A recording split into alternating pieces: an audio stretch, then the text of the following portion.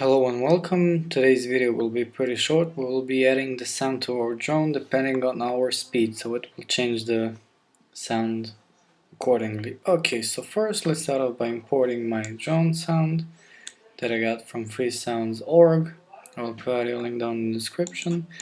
Next thing, we want to go into our drone parent, new object, call it drone_sound. Go ahead and drop our sound on it. We want to enable the loop. Okay, so first of all, we're going to be changing the pitch.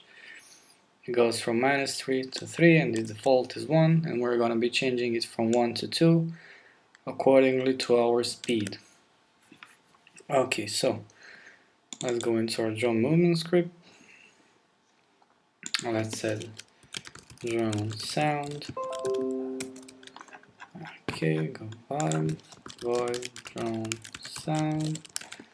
We're gonna go private audio source drone sound, and we're gonna fetch that right in the awake loop. So we're gonna go drone sound equals game object dot transform dot find child. We'll name it drone_sound dot get component audio source. Close the bracket. Okay, let's go on the bottom. Okay, so what we're gonna do is changing the pitch. We're gonna go drone.sound.pitch equals 1 plus our magnitude and velocity. So we're gonna go our drone.velocity.magnitude, and it's gonna return the length of this vector. So it's gonna scale accordingly if we divide it by 100. Okay, so if I go into Unity, let me check my sound.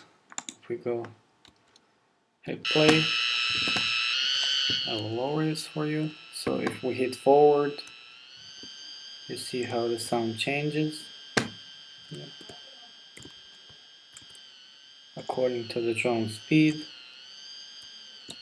And that's it. It's pretty cushy, ain't it? Okay, so thank you for watching. Don't forget to like, comment, and subscribe. Until next time, see ya.